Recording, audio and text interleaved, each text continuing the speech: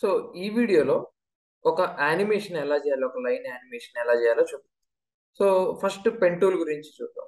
So first pen టూల్తో ఒక shape, మనకు నచ్చిన షేప్ని డ్రా చేసుకుందాం.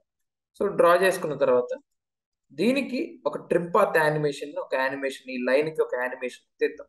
సో దీనికి యానిమేషన్ ఇవ్వాలంటే, సో ఇది స్ట్రోక్ లో ఉంది కాబట్టి ఇలా ఉంది. అదే ఫిల్ లో ఉంటే మనకి టోటల్ గా మొత్తం ఫిల్ అవుతుంది ఇలా. సో దీన్ని ఎప్పుడైనా పెన్ టూల్ యూస్ చేసేటప్పుడు అవుట్ లైనే కావాలనుకుంటే అది స్ట్రోక్ లో పెట్టుకొని ఫిల్ ని ఆఫ్ చేసుకోవాలి.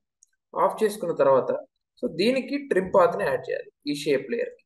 సో ఈ షేప్ లేయర్ లోకి వెళ్ళి యాడ్ లోకి వెళ్ళి trim path. So trim path లోకి వెళ్ళిన తర్వాత దీనికి కొన్ని యానిమేషన్స్ అనేది చేయాలి. సో ఎండ్ లైన్ ని ఒక మధ్యలోకి సెంటర్ చేసి, స్టార్టింగ్ ని కొంచెం సెంటర్ చేసేసి, సో నెక్స్ట్ షేప్ లేయర్లోకి వెళ్ళి ఇందులో స్ట్రోక్లోకి వెళ్ళిన తర్వాత ఇందులోకి వెళ్ళి మనం ఇందులో స్టార్ట్ లెంత్ అనేది తగ్గించాలి.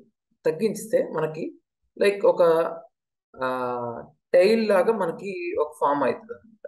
సో ఇప్పుడు దీన్ని ఆఫ్సెట్ పాత్ చేస్తే యానిమేషన్ అనేది పర్ఫెక్ట్ వస్తుంది. సో ఇప్పుడు ఆఫ్సెట్ పాత్ చేయాలంటే కీ ఫ్రేమ్ క్రియేట్ చేసుకొని ఎక్కడ వరకు కావాలి ఆఫ్సెట్ పాత్ అనేది యానిమేట్ చేసుకోలేదు. సో దీన్ని ఫిట్ కొట్టేస్తే మనకి ఫిట్ అయింది స్క్రీన్.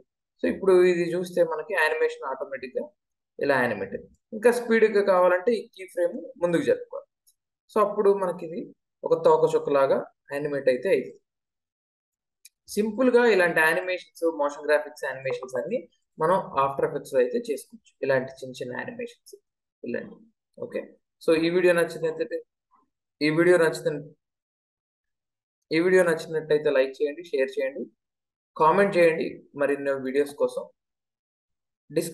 ఆఫ్టర్ ఎఫెక్ట్స్ నేర్చుకోవాలంటే డిస్క్రిప్షన్లో ఉన్న నెంబర్కి అయితే కాల్ చేయండి.